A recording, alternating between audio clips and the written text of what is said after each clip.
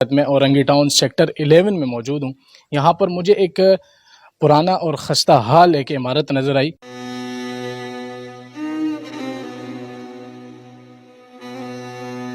ستر کی دہائی میں یہاں پر ایک خاتون تھی، کچھ لوگ کہتے ہیں کہ ان کا نام سینٹ میری تھا، تو اسی مناسبت سے اس اسکول کا نام بھی سینٹ میری ہی رکھا گیا۔ تو اس حساب سے، اس زمانے کے حساب سے یہ ایک بیکن ہاؤس کے طرز کا ایک اسکول تھا۔ اس پہاڑی علاقے میں انہوں نے یہ زمین خریدی حکومت سے، اس کی باؤنڈری بنائی اور اتنی زبردست قسم کی عمارت بنائی ہے۔ ابھی بھی آپ دیکھیں کہ اتنے دہائیاں گزرنے کے باوجود عمارت کا سٹرکچر باقی ہے۔ لیکن آج اس کی حالت دیکھ کر مجھے افسوس ہو رہا ہے کہ یار تعلیمی ادارے اور اس طرح کی جو جگہ ہیں وہ اتنی جلدی خراب ہو جاتے ہیں۔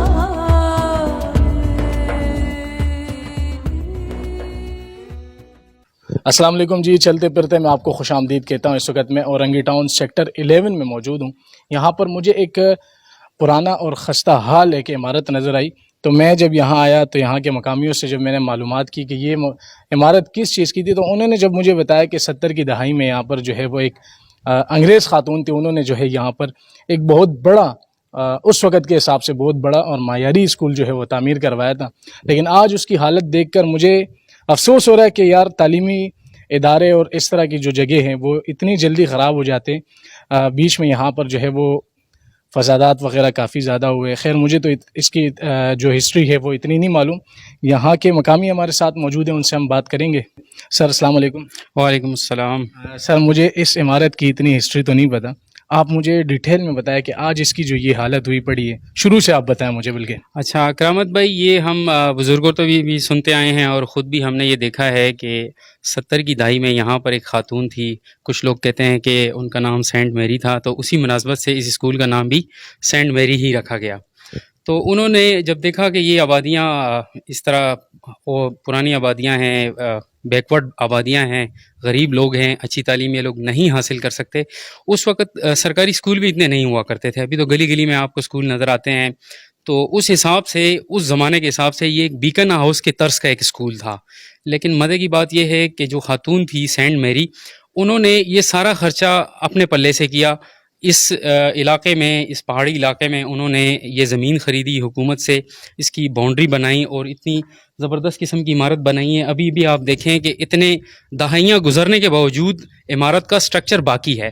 اس کے علاوہ پھر جب یہاں پر 85 کے ہنگامے ہوئے ہیں تو اس میں بھی یہاں کوئی توڑ پھوڑ ہوئی، لیکن اس کے باوجود بھی اس اسکول نے سروائیو کیا، اور وہ جو خاتون تھی، فارن خاتون، وہ وہاں سے پیسے بھیجتی رہی اور یہ اسکول کا نظام اسی طرح یوں ہی چلتا رہا۔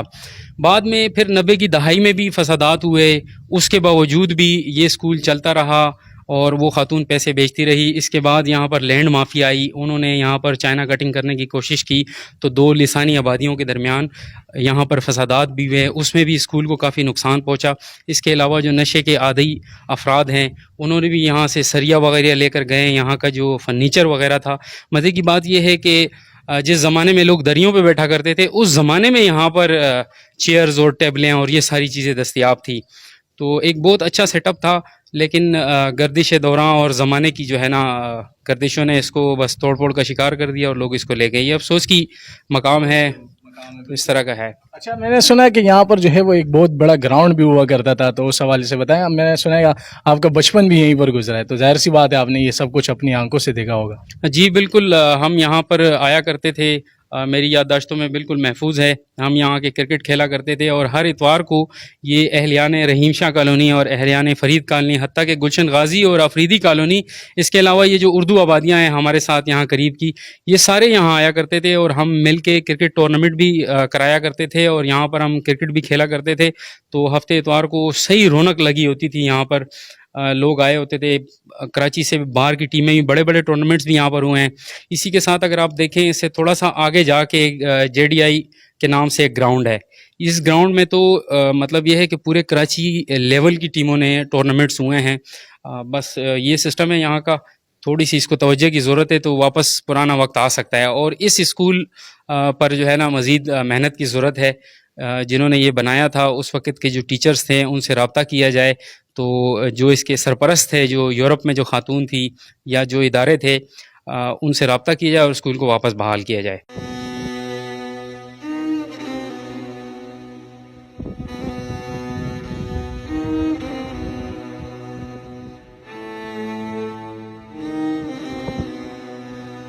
اچھا سر، یہ ابھی میں یہاں اندر چل رہا تھا تو مجھے یہاں کا جو اسٹرکچر وغیرہ ہے وہ انتہائی مہنگے قسم کا لگ رہا تھا، تو اس وقت اتنی مہنگی جو ہے وہ طرز کا یہ اسکول بنایا گیا تھا، تو یہ افسوس کا مقام تو ظاہر سی بات ہے ہمارے لیے، اور اس کے بلیک بورڈ وغیرہ ابھی بھی صحیح حالت میں موجود ہے، اس حوالے سے تھوڑا سا بتائیں۔ جی کرامت بھائی، آپ نے خود بھی دیکھا جو اس کی چھت تھی جہاں سے تھوڑا سا سیمنٹ نکلا ہوا تھا، آپ نے دیکھا کہ وہاں جو سریہ لگایا گیا تھا وہ کتنے موٹے ستر کا تھا، جس کا مطلب آج کے جدید دور کے اندر بھی اتنا موٹا ستر سرکاری عمارتوں میں بھی نہیں لگتا کہ اس زمانے میں لگایا گیا تھا۔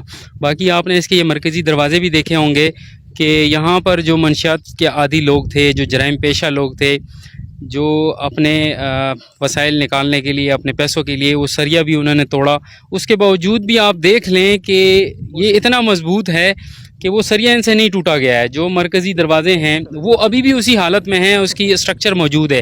اس کے علاوہ جو دیواریں تھی جو آسانی سے ٹوٹ سکتی تھی وہ گرا دی گئی، وہاں سے سریا لوگ لے گئے اٹھا کر، لیکن جو باقی عمارت ہے ایسے نہیں ہے کہ اس پہ کوشش نہیں کی گئی ہے، اس پہ بھی ہتھوڑے بھی برسائے گئے ہیں، اور یہاں سے لے جانا بھی بہت آسان ہے کہ یہاں پر قریب میں کوئی قانون نافذ کرنے والے ادارے نہیں ہیں، کوئی اس کا چوکیدار نہیں ہے، لیکن اس کے باوجود بھی یہ سریے یہاں سے کوئی نہ لے کے جا سکا۔